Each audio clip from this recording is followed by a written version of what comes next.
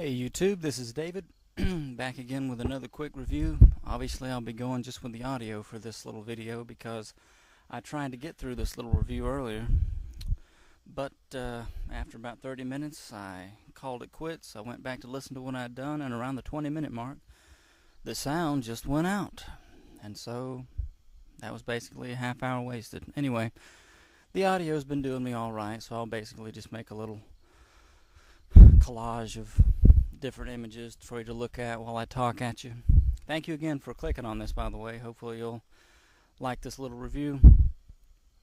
Just a few spoilers. I'll try not to talk about the whole movie, but as you can see from the title, I'll be talking about The Amazing Spider-Man 2. And just to get some things off my chest about anything Spider-Man related, like I tried to do in some of the video I did with the webcam, I'll just get nice and calm, just relax here as I'm standing outside talking into this recorder, and just talk about Spider-Man in general as well as the film that I saw. And again, I'm doing this review because I'm trying to keep up with my little goal of my little hobby, whatever you want to call it, of reviewing any and everything that I see at the theater. And I managed to get through my little Godzilla review with the webcam alright, but for some reason the sound cut out on the Spider-Man one, so oh well. And looking back now that I've posted up the Godzilla review, I think I'll be maybe doing something else Godzilla related in the near future, just to talk about Godzilla more, because it is worth talking about to me. Spider-Man 2. I went in to this movie wanting to not like it, was actually looking forward to ranting and railing against it because I was so put off by some different things in the first Amazing Spider-Man that I just really thought that I was going to dislike this one too. And when I say by dislike and not really favoring the first film, what I mean by that is, well, the whole retelling of the origin story. There's been, in the span of 14 years, 5 feature-length, live-action, big epic, summer blockbuster, whatever, movies about Spider-Man, and that's quite a bit in just a decade and a half. That's plenty, really. It is. It's something that it's refreshed ever so often, and so people have seen quite a bit of Spider-Man now, or so you think. But that's part of the problem that I have with. Really, it's not even this movie. I guess, in a way, it's Spider-Man in general, and one of the reasons why I can't, if there are any of these comic book characters that I just can't get into, really, and enjoy it, it's Spider-Man and the Hulk among Marvel characters, because there's just something about it. They're kind of lonerish. Their origin stories are... Well, I guess I'd be more interested in the Spider-Man than the Hulk, but I just mentioned the Hulk too, not to leave Spider-Man hanging all by himself, in terms of characters that I either haven't been into in a heavy way in my comic book collecting as a kid, and so forth. I mean, I have a few comic books, and I know the gist of some of the villains and so forth, but it still remains the case that it's the drama of the young man, Peter Parker, really, that gets at me, and his constant battle in being by himself, really, and that the X-Men, there's a bunch of them. They're mutants. They form as a team. The Avengers, they get together and so forth, and there's the Fantastic Four and so on and so forth. There's Batman and Superman, but then there's the Justice League too, and Spider-Man, so often, it seems maybe more so than anybody, it's like he's kind of out there on the edge by himself. But even more than that, it's the constant, it's the thing that we can't seem to move past in the films, and that's this basic question of, and it seems to me, maybe I'm wrong, just my opinion, but it seems to me like they've done it in every single movie, of this important lesson spoken so well by that actor, I don't know his name right now, who played Uncle Ben in the first of Sam Raimi's movies. With great power comes great responsibility, which when they redid it in 2012, uh, Martin Sheen dancing around that basic lesson and trying to say it in different ways. Like, you should have came home and did chores for your aunt. If you can help people, you should, and so forth. It's like, I almost want to say, if I hadn't seen this just 10 years ago, which really isn't that long. It really isn't, as far as these things go, in my opinion, anyways. But I want to say that if I hadn't seen it then I wouldn't really have gotten what he was getting at in the overall lesson that is to be understood by the mind of the young Peter Parker in the context of his overall person, which includes Spider-Man, his alter ego.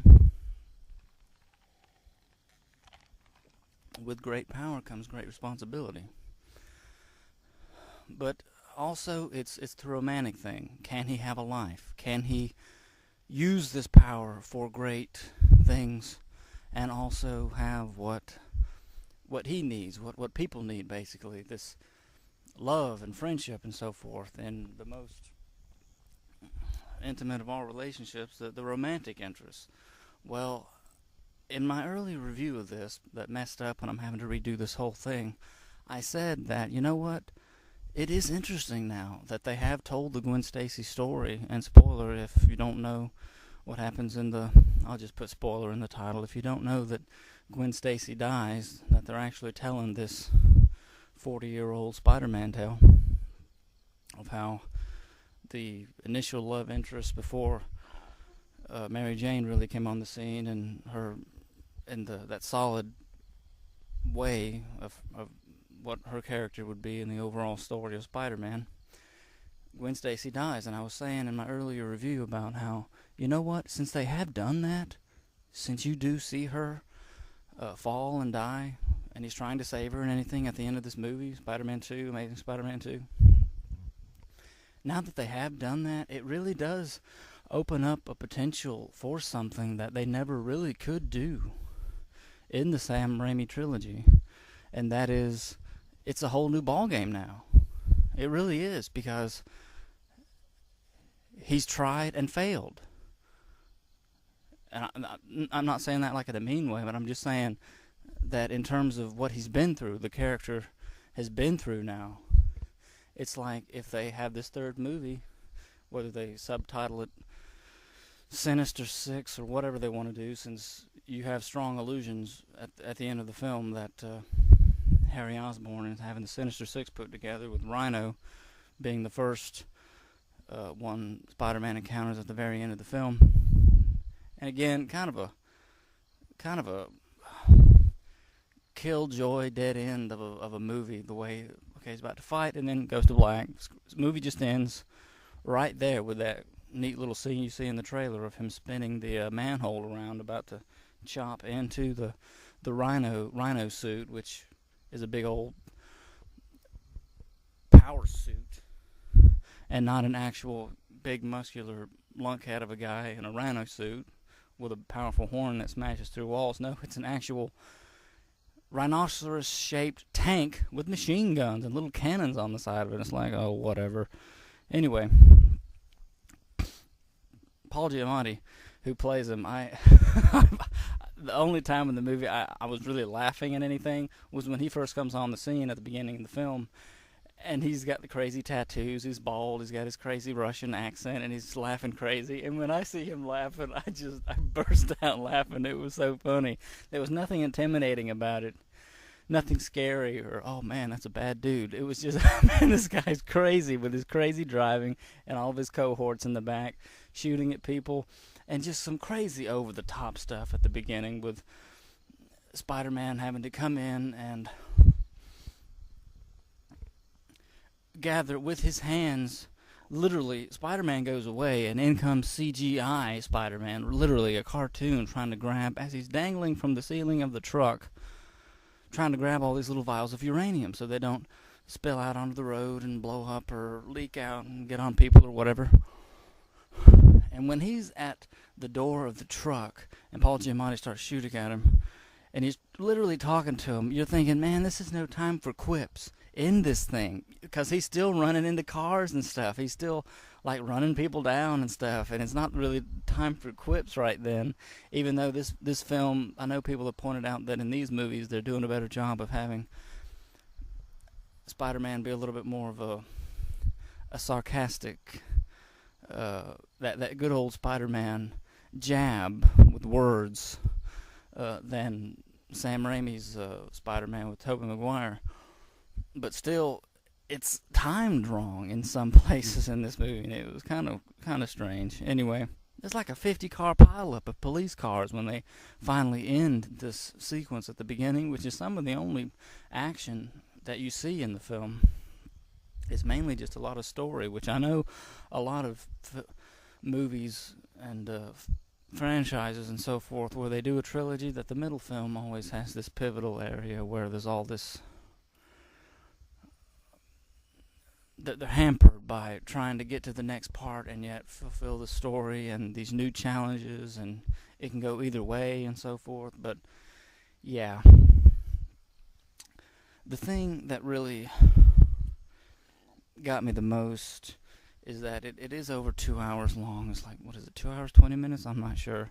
And it seems like there's so little that happens, and it just it had the same kind of feeling as in the first, well, not only the first Amazing Spider-Man, but the first two, really all three of Sam Raimi's Spider-Man movies, because it's will they, won't they, relationship stuff. Can he or can he not? That he needs to make up his mind. Will he be this Superman, only a Spider-Man, for the people, or will he just live a normal life? They went through all this in the other Spider-Man series, and I hope they don't just drag us through it in a different way with the rest of this stuff. And the thing that I'm hopeful for, even though it's tragic, is that with Gwen Stacy dying, as is in the comic books, and this horrible shot to the gut, and just the drama of it, that it really is, I haven't given it enough credit until now, that it really is a game changer in the way the movies can go, because if they introduce Mary Jane in the third film, it would be like,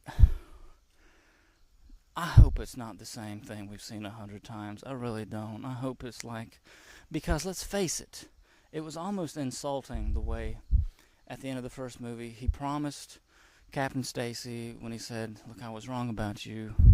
You're going to make enemies. Just promise me one thing. You'll leave Gwen out of it.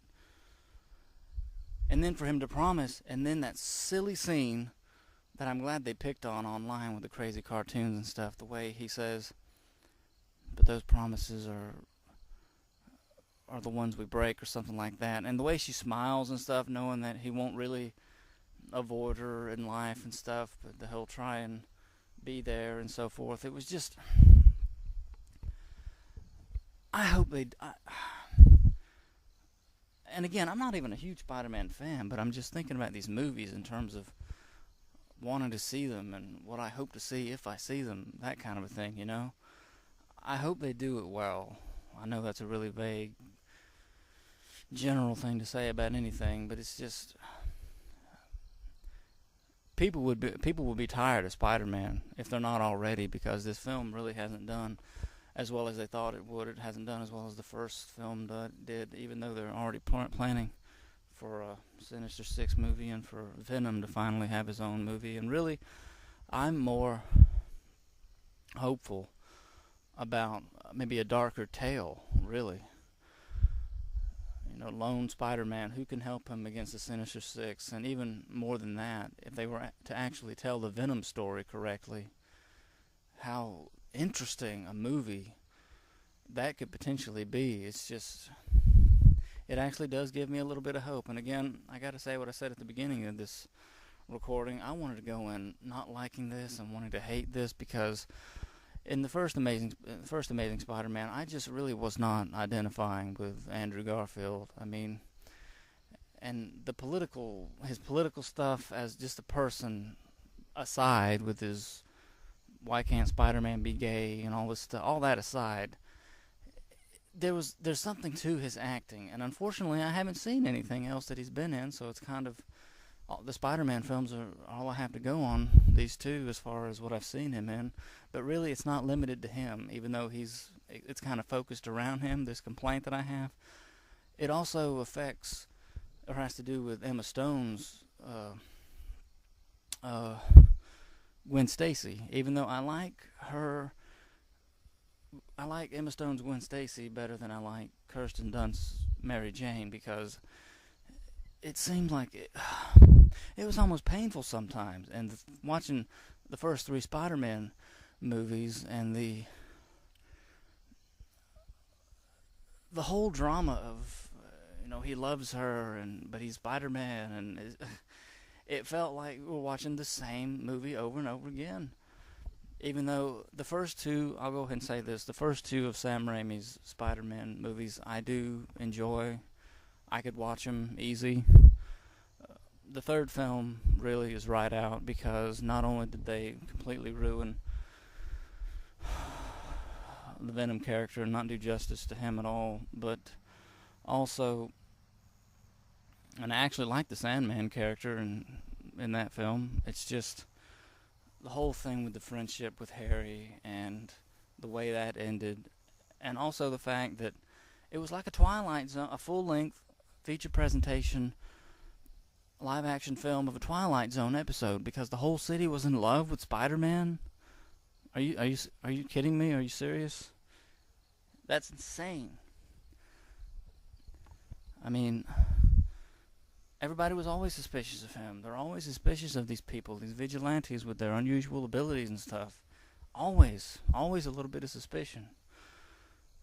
With some people hating him and distrusting him, even though some people that he saved understood who he was, and it was that kind of a thing. But the whole city loving him, and the parade, and Spider-Man Day, and the upside-down kiss, and all this stupid junk. It was just...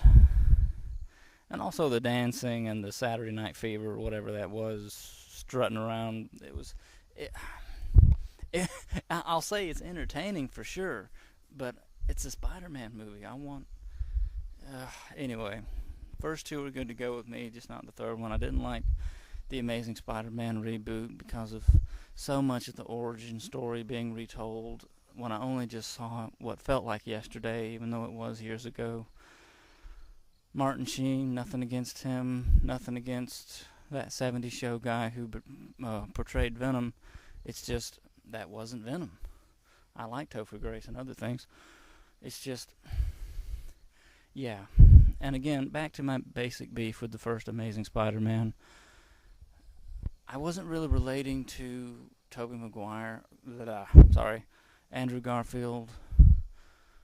It didn't make sense to me the way in this movie he was basically just doing his best, like his heart was in the right place, and yet he seemed to have no brains really, like Tobey Maguire's, because Spider-Man was really smart, almost like, he was like a scientist, with his, he had some brains about him from his studies, a college student, all this blah blah blah. I don't know, I forget what was his major or whatever he was going to be doing as a scientist. But it's like, in this movie, you see him watching YouTube videos and tutorials like a regular Joe, like something I would do to try to figure out how to do something. And in the end, it's Gwen Stacy who helps him figure out how to keep his web shooters from being electrified by electro. Or have you considered magnetizing them? I have not considered magnetizing. And then they actually get a battery, get some clips and cables, and they magnetize the thing. So then he's good to go. And it's like, ugh.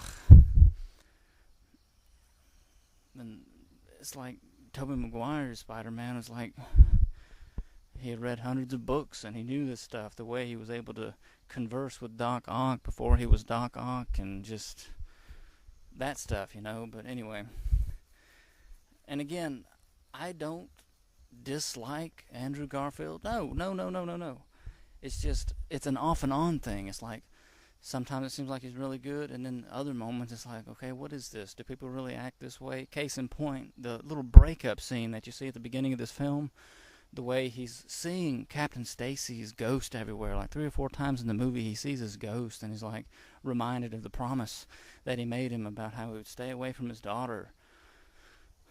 And yet Gwen Stacy, she's the headstrong, she's her own woman. This is what I want. This is what I choose. What about me? And the whole thing of, it's like they love each other, want to be together forever, and then the next moment she's like, you have done this to me so many times, Peter Parker. You know what? I break up with you. I break up with you. And I was just sitting there thinking, these people are whack. Nobody, do people really act like this? Forget that. Anyway, it was stuff like that. And again, his relationship with, I like the family life better in the first trilogy. I don't hate anybody and their performances in these newer Amazing Spider-Man movies, but I don't dislike Sally Field really as Aunt May. It's just whenever Andrew Garfield, it's like a hit and miss thing again. That was so annoying. The way in this emotional scene, the way he touches her face and stuff, it's like, ugh. Anyway, I can't really explain it. It really bothered me, but nothing more so than the ending scene when Gwen Stacy has died, and they do this thing where they try and deceive your mind, with movie illusion. It kind of works, but it kind of doesn't, because I still felt like the scene wasn't given enough time to breathe, like the gravity of what's just happened. Again, unfortunately, knowing that much of the story, not even that I have those comic books, I just know from having heard it 100 times that Gwen Stacy dies. You know what's going to happen, and so you go into this movie knowing that that's going to happen. And so, I guess really the full effect can't really be felt by me anyways, but it's just to watch it unfold. I felt like that's what a movie is supposed to be able to do, isn't it, though? No matter what. Imagery is supposed to be able to, at least this is the way I think about it, it's supposed to be able to, whether it's something in the music or something in the visuals, the acting, the writing, something, the direction, is able to knock you between the eyes and make you feel what's going on with these characters in this story. The gravity of the situation, if it's horror, the drama, if it's pain or something, so how funny it is if it's supposed to be something hilarious, But it's just so many of the movies I see now. It's like, maybe it's me. Maybe I'm messed up. Who knows? Anyway, they do this thing where he's standing in front of her grave, and the seasons change. His clothes change, but he's still just standing there in the same position and everything. Now he's wearing a book bag. Now he's got a little hat on. It's snowing. It's sprinkling rain. It's sunny again. Now the leaves are falling, and apparently it's like 6 months has passed, and he hasn't gone out as Spider-Man anymore. And the whole newscasts are saying there's been a uptick in crime as the disappearance of Spider-Man altogether has baffled people. And then Sally Field says, I guess people really miss that Spider guy. I guess people really need him. And of course there's Andrew Garfield. He's all forlorn again. He's conflicted and torn and still mourning and stuff. He gets up and he starts to walk out. She's like, where are you going? He looks at her, and I guess this was a good scene. He says, I don't know. Anyway, he ends up listening to Gwen Stacy's valedictorial speech, I think it was, graduating high school. He actually missed it because of the scene with Rhino at the beginning of the film. He missed her speech. But you listen to it at that part of the movie, then you listen to it again at the end here as he's watching her talk and listening to her talk about how we should all live to the fullest, we should all do what we can, because, and the crux of it, and it's like his mood is changing and you're understanding the impact it's supposed to be having on him, how she says, because even if we fail, what better way is there to live? And it's like he doesn't blame himself for what's happened. And it's like he can kind of let go and he can do something for somebody still. Like he can go back out as Spider-Man, and that's what you see him do at the end of the film with the little boy. And again, it was kind of a tearjerker moment for me. I actually liked this part at the end with the Rhino trying to scare the little boy in the street who had put on his little Spider-Man mask because Spider-Man had saved him earlier in the movie, and now he's going to stand up to this bad guy because Spider-Man's not around. And then he shows up and he says, you know, you're a brave kid, you go back to your mom and all this stuff. And then it was a neat little ending. It was. It's just, I hate to rant about the rating system, but it is a PG-13 thing, and you can only do so much. Like, when Gwen Stacy died, I was really feeling it from Andrew Garfield, like the pain of it. That was good. But what I wanted to talk about a moment ago was how when you see him listening to her speech, it's like he's all forlorn, and this weird little grin that is on his face, it seems so out of place. For even if his spirits are changing, and she's speaking to him basically from the grave, as it were, with her speech from her high school graduation, I was watching it and I was just like, man, this seems kind of out of place. And at least 2 or 3 times during the movie, I felt that way about some of the acting. But again, I'll say this. Overall, I did enjoy the film. And unfortunately, I'm kind of kicking myself because I am looking forward to more now. I'm looking forward to what comes next. Really, no matter what it might be, because it kept me going enough. I'll say that. It really kept me going enough, and I'm looking forward to seeing what's next. When I did want to dislike the movie, from what I saw in the trailer, I was like, what is all this junk, you know? I mean, the guy who plays Harry Osborn, because it's like Norman Osborn dies, he has this genetic disease that he passes on to his son, and he starts to die, or not to die, but his slow deterioration. You see spots coming up on his neck and stuff. And he befriends Peter again, who was his friend years ago. And it's a neat little backstory, the way Peter says, you know, you were there when my parents left, and I only thought it right when I heard that your dad passed away to come and see how you were doing. It was a neat thing, and they're getting back together, chums, you know. That was neat. That was a neat thing. And I actually like that guy. Again, I'm not looking at IMDb right now to see what the actor's name is, but he's obviously young, probably hasn't been in many things. I know he was in a movie called Chronicle, but I haven't seen that.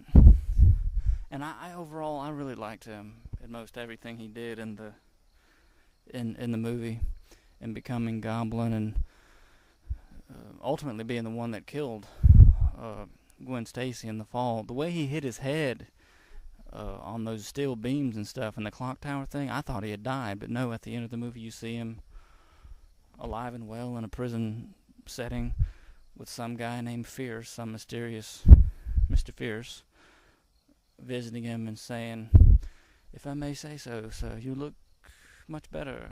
And he's like, it comes and goes. So I don't know really what the deal is with that. And again, there was something, I can't really put my finger on it right now. I haven't thought about it enough to really think about what it was about the original trilogy by Sam Raimi or the comic book storyline that is making me think that what happens between him and Harry is very similar to something that I've already seen somewhere. I can't really put my finger on it, but the way he wanted Peter to find Spider-Man because he wanted Spider-Man's blood. He knows he takes pictures of Spider-Man, and so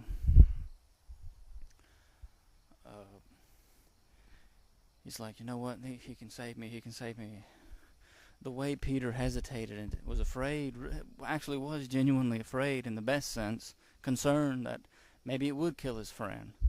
But that in the end, unless I'm mistaken, and somebody please correct me if I'm wrong, I've only seen the movie once, but it's like, it turns out that if he had given him some of his blood somehow, that if it was a match and all, that they could have gotten out whatever they needed to help him have, like, the regenerative whatever, to be healed from his genetic problem that was slowly going to kill him, if I'm not mistaken, because in the end,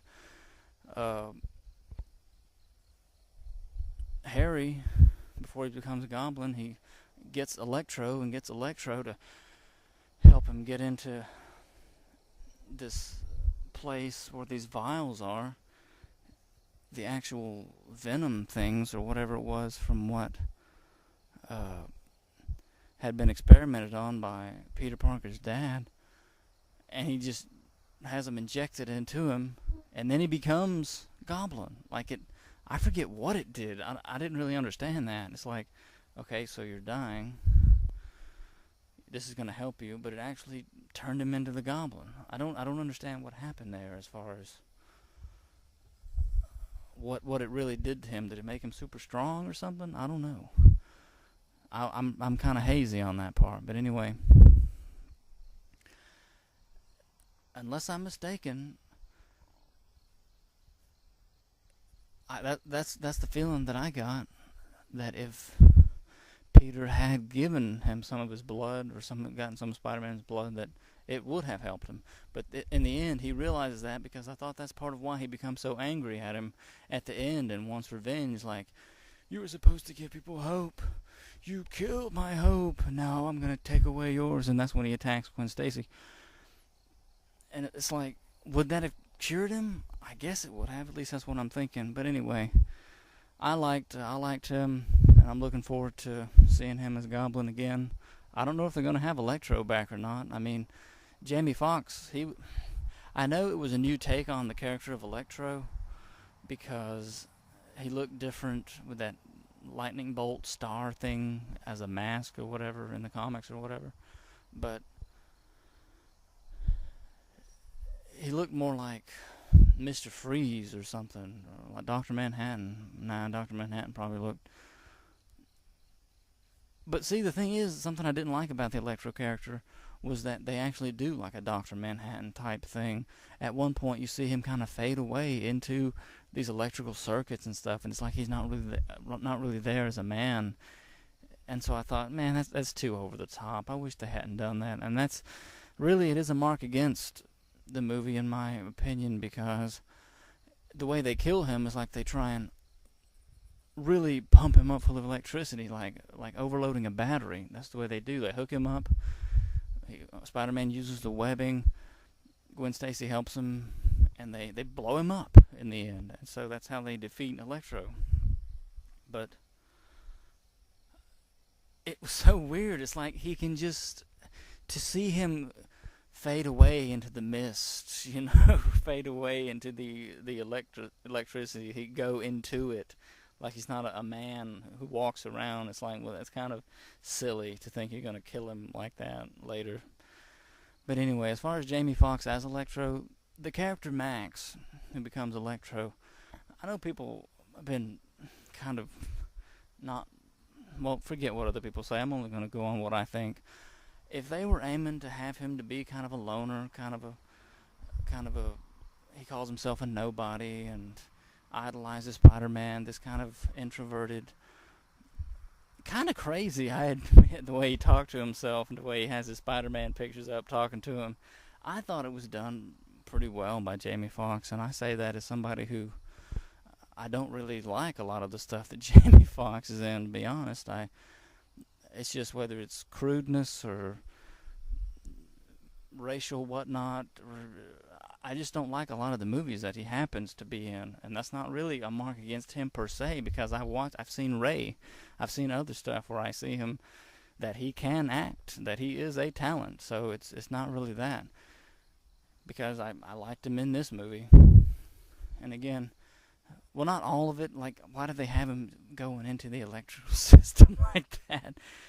But especially since it was kind of a different take, I think, from what was the traditional character. I didn't think it was one of the things I thought I wasn't going to like, but when I watched it, I was like, yeah, I like this. I mean, I don't love it, but yeah, I'm not going to say that altogether is a mark against the movie. No, weird acting, odd behavior by some of the lead characters at points. That weird little grin and stuff at the end, that's the kind of stuff I really don't like. But yeah, what else can I talk about? Dennis Leary's basically in it as a cameo. He never says anything unless it's in a deleted scene or the memory of him talking to Peter, it's always just him standing there in his police uniform. So what else can I say about Spider-Man?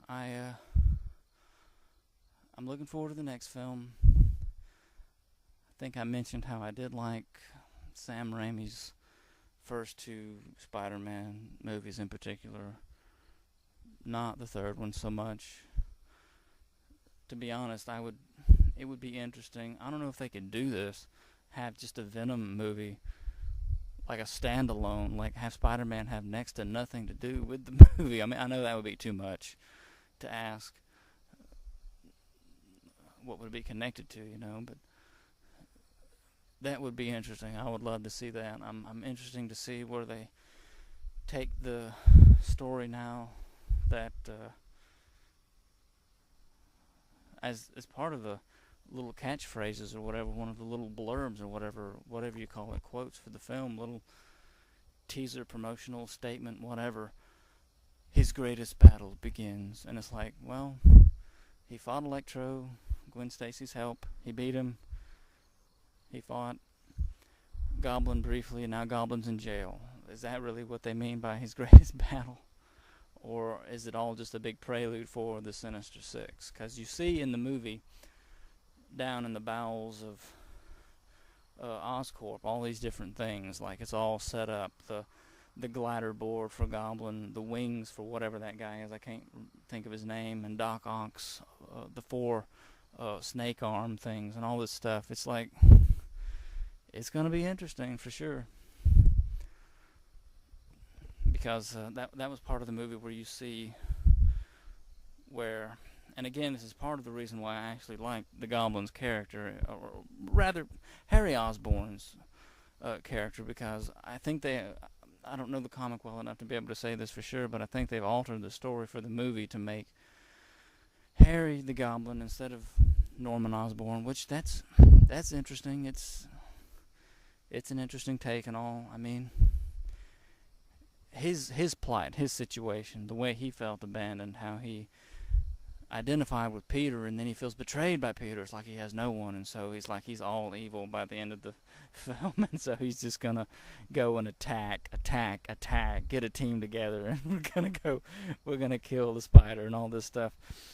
How he was betrayed by the executives of the board and stuff. It's like, this kid is gonna ruin us, and they set him up and sabotage him and have him thrown out of the building, but he's still Harry Osborn, so he's able to visit this secret facility where they're keeping Electro. And so he persuades Electro. He says, I need you, you need me. And so he feels like he's needed. I guess that was the trigger that really got him to help Harry. The Goblin would be, in a moment, Goblin. That and him promising him the Oscorp power plant for the city or something like that. Like, you have all the power in the world or something like that. It was interesting. It made Goblin, again, as a different take on a character, that much more interesting again, because I actually like William Dafoe. I did William Dafoe. I really did. His laugh and his look and his just everything. I didn't dislike it. It's entertaining to me. I like William Dafoe. But again, the whole thing with James Franco was Harry. That was another part of the thing that made all 3 of Sam Raimi's movies feel like the same movie every time. And yet something that I still love somehow, It's one of those things. I'm almost nostalgic for it, because I have this stuff on DVD, but I don't watch it all the time or anything. But it's like, I saw those movies in the theater. The same theater, except saw Spider-Man 3 at the theater in Dover Air Force Base in Delaware, the one movie theater playing in the one theater on base once every Friday night and Saturday night or whenever they played, and they played Spider-Man 3, and I went to see it.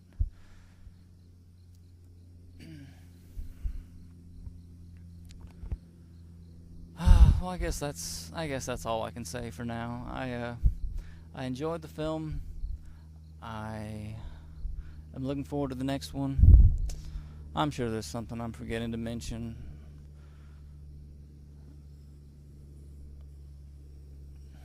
Maybe something about Doc Ock being probably the best of Sam Raimi's Spider-Man villains. I like that actor anyway who played him. Again, I like Spider-Man 2. Wanted to hate it, but I didn't. Enjoyed watching it. Looking forward to the next whenever they finally have it made, probably in a couple years. And I don't know what else I can say. I'm trying to think of something to say because I'm tired of thinking of things after the fact that, oh man, I wish I talked about that in my review. But anyway, I guess that's enough for now. Several things seemed out of place. Not that they didn't have any place at all in the movie, just that timing was off. That weird little grin, the boyfriend-girlfriend fight that never seems to end, the can he have a normal life?